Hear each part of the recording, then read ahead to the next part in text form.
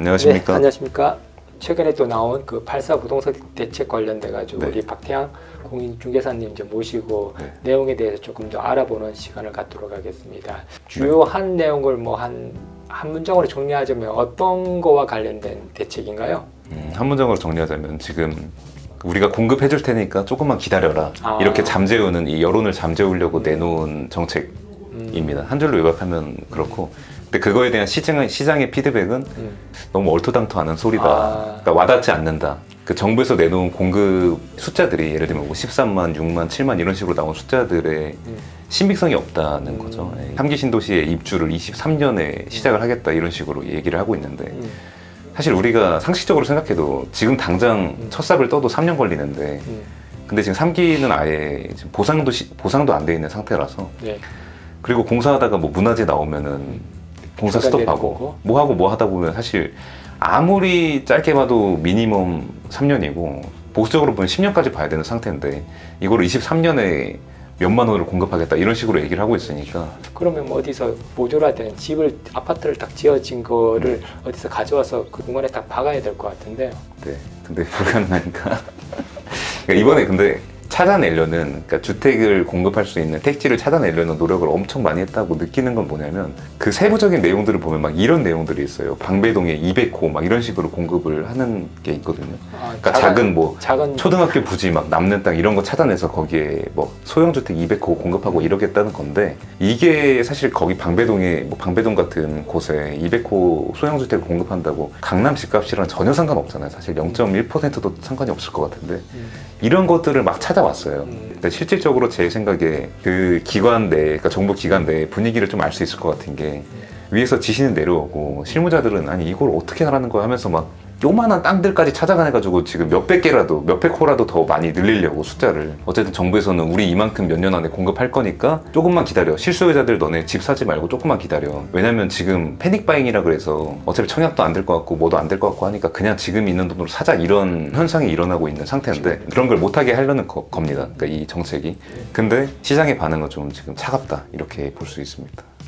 그리고 지금 이 공급 주택 수에서 허수라고 볼 수 있는 부분이 임대주택으로 된 것들이 많아서, 근데 이 실수요자들이 원하는 건 사실 소형 임대주택 이런 걸 원하는 건 아니잖아요. 그러니까 지금 공급을 많이 억지로 공급량을 늘리고 있는데, 그 중에서 뭐 임대주택도 있고 막 20평 미만 소형주택도 있고 이런 거기 때문에 그 실수요자들의 수요를 뒤로 늘리기에는 좀 무리가 있다 이렇게 보고 있는 상태입니다.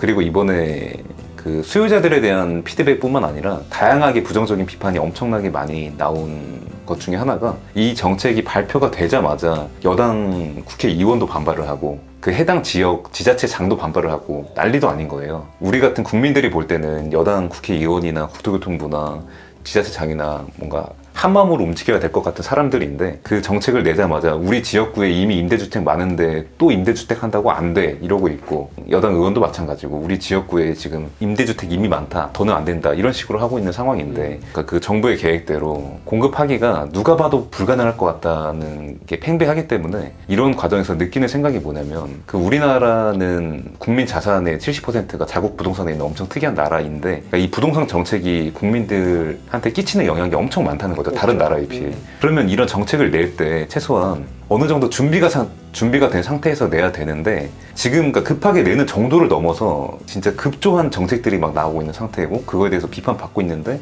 계속 악순환이 반복되고 있는 상태라는 거죠.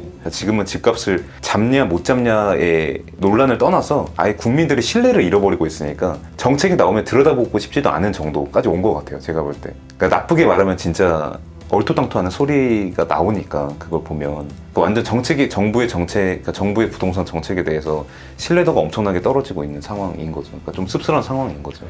빠르면 그만큼 좋은 점도 있지만 단점도 많은 거고, 문제점도 많이 야기되는 거지 않습니까?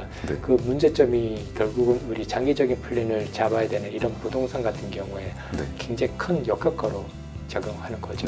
그러니까 지금 8.4 부동산 대책 같은 경우에는 아마 내부적으로도 그렇게 인지를 하고 있을 것 같은데, 거의 그러니까 안 내는 게 나았다 싶을 정도로 이 패닉 바잉을 잠재우려고 내놓은 건데, 오히려 진짜 안 되겠다 이렇게 돼버리는 거죠. 지금 이거 기다리는 거는 답이 없을 것 같다, 이런 판단을 그 실수요자들로 하여금 하게끔 만드는 정책이라 많이 어려운 부분이 많습니다. 정부 입장에서 네. 이렇게 생각을 하면 어찌 보면 굉장히 열심히 노력하고 있는 거지 네. 않습니까? 전 국민을 대상으로 하는 어떤 이 부동산 어찌 보면 나쁘게 하면 투기판이 이제 벌어졌는데 그걸 어떻게든 잡기 위해서 정책을 계속적으로 만들고 있는데 사실 그 노력은 굉장히 가상한 것 같아요. 그런데 이제 결국은 지금까지 어떤 발표된 정책마다 다 도리어 반대적으로 네. 시장은 다르게 반응하고 있는 거잖아요. 네.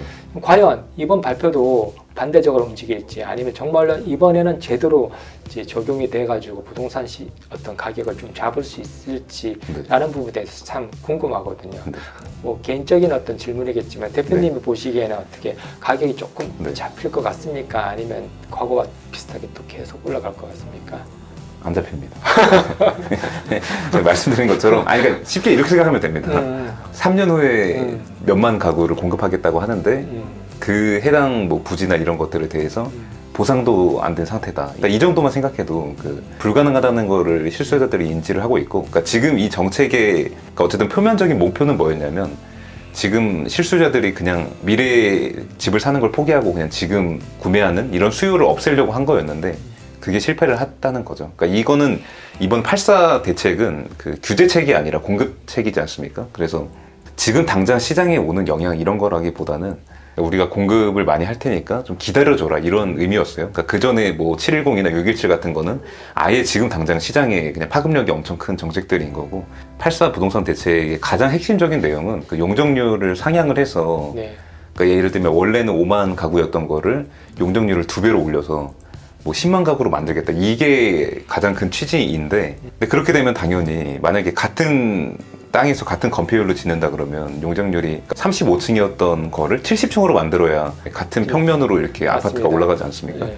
용적률만 단순히 70층으로 올리는 거는 어려우니까 건폐율에 대해서도 그러니까 쉽게 말하면 동간 거리가 뭐 좁아진다든지 아니면은 원래는 7개 동이 들어가려고 했던 아파트 단지인데 뭐 10동이 들어간다든지 이런 식으로 주거 만족도가 떨어질 수밖에 없다는 거죠. 그러니까 주거 쾌적도가 떨어질 수밖에 없는 지금 이런 공급이기 때문에 이렇게 공급되는 그 주택들이 이 실수요자들의 만족을 시킬 수가 없을 것이다. 오히려 이렇게 용적률을 막 극단적으로 끌어올려서 해주는 것들이 그러니까 그런 거에 대한 보완이 지금 필요한 상태인 거죠. 네. 그런 부분이 다 문제될 수는 있을 것 같은데 당장 뭐 그 공급량을 늘릴 수 있는 방법은 뭐가 없을까요? 710이나 617에서 했던 내용들인데 다주택자들로 하여금 본인이 갖고 있는 집을 시장에 내놓게 만들려고 맞아요. 규제를 강하게 했던 거였죠. 내놓게 하는 것까지는 뭐그 일말의 성과를 냈다고 볼 수 있는데 정작 그 정부가 원했던 그런 알짜배기 단지들의 좋은 아파트들은 안 나온다는 거죠. 만약에 한 채만 보유해야 된다 그러면 가장 좋은 가장 투자 가치가 있는 뭐 이런 것들을 놔두고 나머지를 처분을 하니까 그러니까 그런 거에 대해서 그게 문제가 있던 거고 근데 여기 8.4 같은 경우는 공급 대책을 내는 것 자체가 안 좋다는 얘기는 절대 아니고 그 숫자들을 좀 현실적으로 이 실수요자들이 받아들일 수 있는 숫자를 제시를 해주거나 기간을 제시를 해주면 그거에 맞춰서 계획을 짤 텐데 3기 신도시를 23년에 입주하겠다고 하니까 이건 일반인들이 볼 때도 뭔가 현실성이 없게 느껴지잖아요. 차라리 6년 이렇게 얘기하면 그거에 맞춰서 좀 현실성이 있구나 계획을 짤 텐데 이러는데 터무니없이 3년 이래 버리니까 이 계획 아무것도 없구나 그냥 지금 뭐 이거 10년 걸릴 수도 있겠구나 오히려 이렇게 받아들여 버리는 상황이에요. 시장에서 취지도 너무 좋고 당연히 나와야 되는 정책이지만 좀 납득할 수 있는 수준으로 납득할 수 있는 숫자들로 나왔으면 오히려 더 영향력이 끼칠 수 있었을 그렇죠. 것이다. 네. 그러니까 지금 그 다주택자들의 물건이 나와서 그 공급으로서 집값 안정화되는 게 어려운 상태니까 이 수요자들의 수요를 줄이려고 하는 정책인 건데 그 수요를 줄이려면 우리 진짜 이렇게 현실 가능하게 공급할 테니까 기다려줘. 그러니까 이걸로 납득을 시켜야 되는 거죠.